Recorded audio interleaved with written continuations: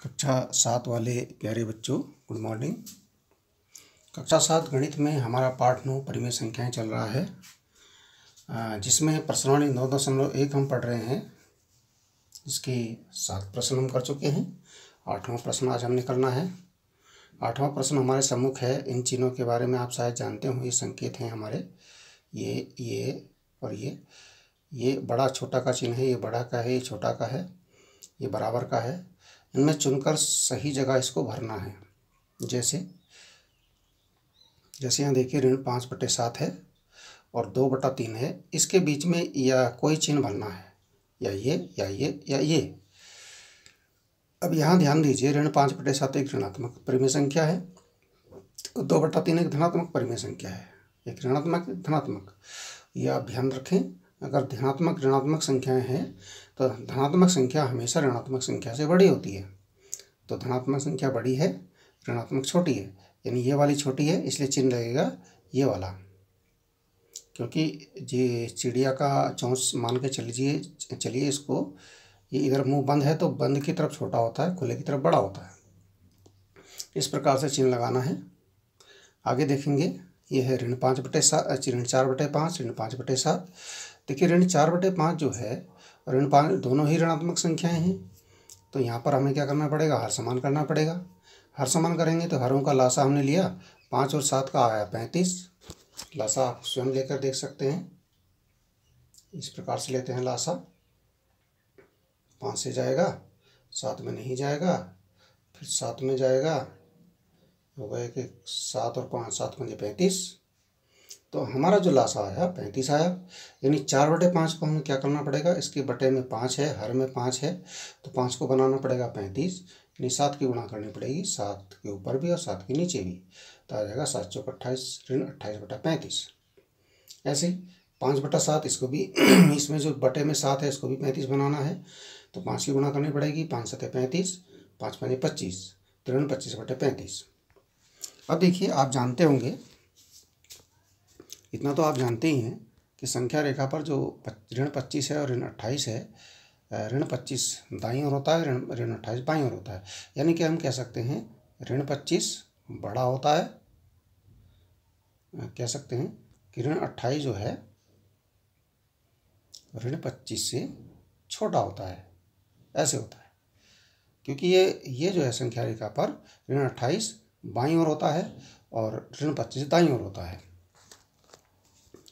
ठीक है, तो इसका मतलब हुआ ऋण 28/35 छोटा है, ऋण 25/35 बड़ा है। यानी ऋण, इसका अर्थ है ऋण 28/35 कहाँ से आया? ऋण 4/5 से। तो ऋण 4/5 छोटा है, ऋण 5/7 बड़ा है। ऐसे ही चिन्ह उसमें आएगा। इसी प्रकार से अब देखिए, ऋण 7/8, ऋण 14/16 दोनों ही ऋणात्मक संख्याएं हैं।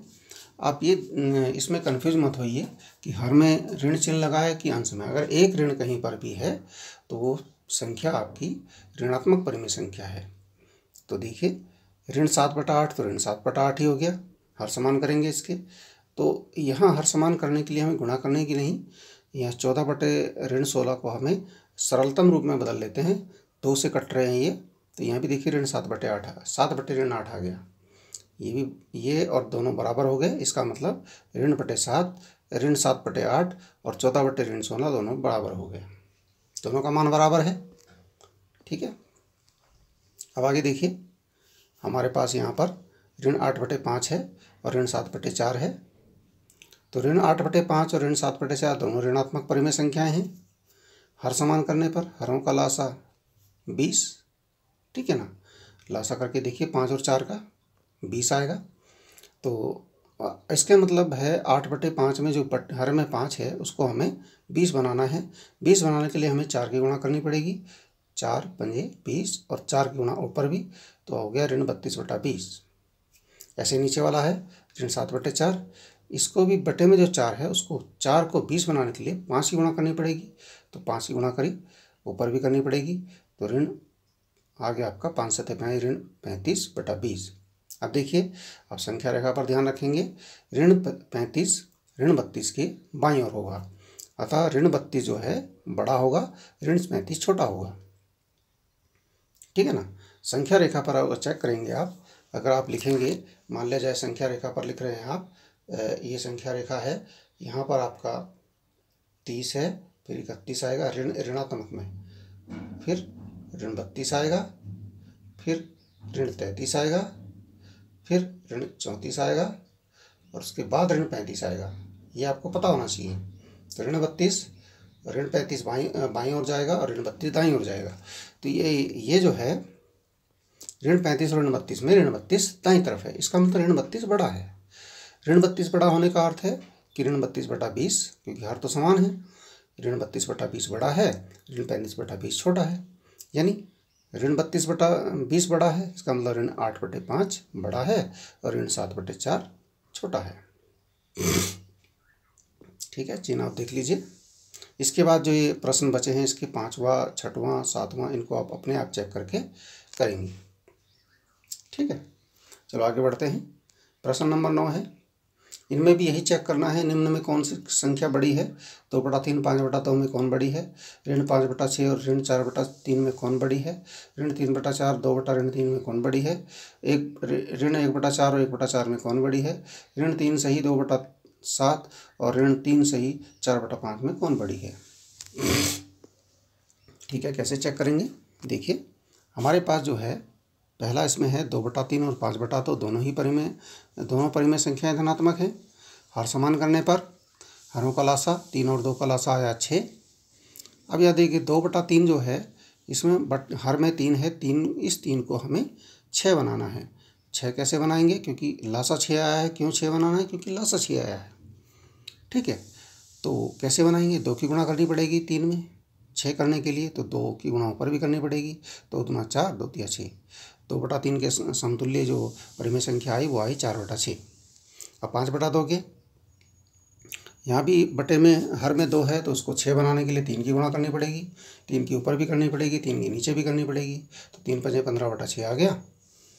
तो यानी 5/2 के समतुल्य जो परिमेय संख्या आई वो आई 15/6।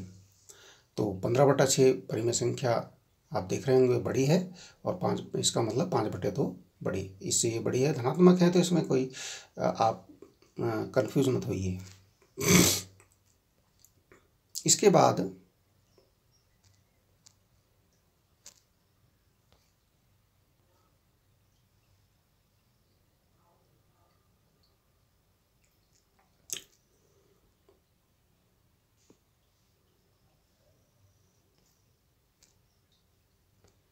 बाद देखिए एक और हमारे पास परिमेय संख्या है, ऋण 5/6 और ऋण 4/3।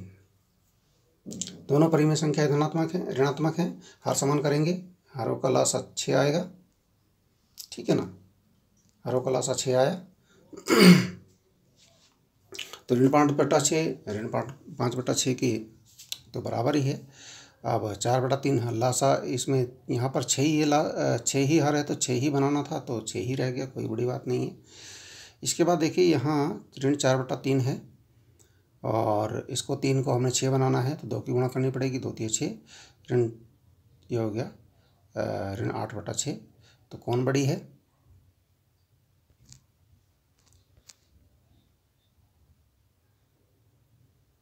ठीक है, आपको पता होना चाहिए कि ऋण 5 संख्या रेखा पर बड़ा होता है और ऋण 8 छोटा होता है। ठीक है ना, ऋण 5 बड़ा होता है, ऋण 8 छोटा होता है, क्योंकि ऋण 5 जो है ऋण 8 के दाईं ओर होता है। ठीक है ना, तो ऋण 8 बाईं ओर होता है, ऋण 5 दाईं ओर होता है, तो ऋण 5 बड़ा होता है और ऋण 8 छोटा होता है। इसका मतलब ऋण 5/6 बड़ी है और ऋण 8/6 छोटी है। इसके आगे भी ऐसे ही करेंगे आप चेक करके। पहले ऋणात्मक धनात्मक देख लें, जो धनात्मक होती है वो हमेशा बड़ी होती है। ठीक है, ऋणात्मक से। ठीक है, और अगर एक ही जैसे चिन्ह के हैं तब आपको हर समान करने पड़ेंगे, ये सरल रूप में बदलना पड़ेगा, जिस प्रकार से भी आप करें। तो प्रश्न नंबर 10 देखिए, निम्नलिखित परिमेय संख्या को आरोही क्रम में लिखिए। वही, इसमें भी वही है, बड़ी चेक कर जी। देखिए इसमें है ऋण 3/5, ऋण 2/5, ऋण 1/5। तीनों परिमेय संख्या ऋणात्मक हैं, हर भी समान हैं। हर समान है तो आपको पता होना चाहिए संख्या रेखा पर क्या होता है, ऋण 1, ऋण 2, ऋण 3, ऐसे ही लिखा होता है। पहले ऋण 1 होता है, उसके बाईं ओर ऋण 2 होता है, उसके बाईं ओर ऋण 3 होता है, उसके बाईं ओर ऋण 4 होता है, उसके बाईं ओर ऋण 5 होता है। मतलब कहने का अर्थ है ऋण 1 सबसे दाईं ओर है, ऋण 2 उसके बाईं ओर है, ऋण 3 और बाईं ओर है। तो कहने का अर्थ है कि ऋण 1 सबसे बड़ा है, ठीक है ना, ऋण 2 सब उससे छोटा है, ऋण 3 उससे भी छोटा है। अब इन्होंने ये कहा कि हमें लिखना है आरोही क्रम में। आरोही क्रम में क्या होता है, बढ़ता हुआ क्रम, है ना। इसको असेंडिंग ऑर्डर भी बोल सकते हैं। असेंडिंग ऑर्डर का मतलब हुआ बढ़ता हुआ क्रम। बढ़ते हुए क्रम का मतलब हुआ कि पहले सबसे छोटा आएगा, फिर उससे बड़ा आएगा, फिर उससे बड़ा आएगा, लास्ट में सबसे बड़ा आएगा, ठीक है ना। तो यहाँ देखिए सबसे बड़ा जो हमारे पास है वो ऋण 1 है, यानी ऋण 1/5 है, और सबसे छोटा हमारे पास ऋण 3/5 है। ऋण 3 है तो ऋण 3/5 आएगा, फिर ऋण 2/5 आएगा, फिर सबसे बड़ा ऋण 1/5 आएगा। ये आरोही क्रम हो गया। अब यहाँ देखिए अगला है 1/3, फिर ऋण 2/9। ये हमारे पास 1/3, ऋण 2/9, ऋण 4/3।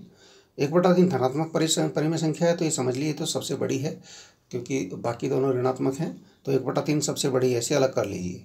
उसके बाद है ऋण 2/9 और ऋण 4/3, दोनों ऋणात्मक परिमेय संख्या हैं, तो हर समान कर लीजिए इनके। हरों का लासा आएगा 9, तीनों 9 का लासा 9 आएगा, ठीक है। अब यहाँ देखिए ऋण 2/9, इसमें तो हर में 9 ही है, तो इसको तो बदलने की ज़रूरत नहीं है, ऋण 2/9 ही रहने दीजिए। ऋण 4/3, हर में 3 है, तो 3 को 9 बनाने के लिए 3 की गुणा करनी पड़ेगी। 3 3 की गुणा करेंगे, 3 चौक 12 और 3 तिया 9, ऋण 12/9 हो गया। अब हम जानते हैं परिमेय संख्या रेखा पर ऋण 12 बाईं ओर होता है, ऋण 2 दाईं ओर होता है, तो इसका मतलब ऋण 12 सबसे छोटा है, ऋण 2 उससे बड़ा है। तो कहने का अर्थ है कि सबसे बड़ी संख्या तो ये हो गई और सबसे छोटी हो गई ऋण 12/9, यानी कि ऋण 4/3। ऋण 4/3 सबसे छोटी, उससे बड़ी ऋण 2/9, उससे बड़ी 1/3। इस प्रकार से आरोही क्रम आपका हो गया। अब एक लास्ट इसमें बचा है, वो आप स्वयं चेक करेंगे। यह है इसमें, अगर इसमें आपको हर समान करने की भी ज़रूरत नहीं पड़ेगी। अगर आप में थोड़ी सी कक्षा 6 का कुछ ध्यान है तो आपको तुलना करने में इसमें बिल्कुल भी पता नहीं चलेगा, आप बिल्कुल भी कंफ्यूज नहीं होंगे कौन बड़ी कौन छोटी, ठीक है।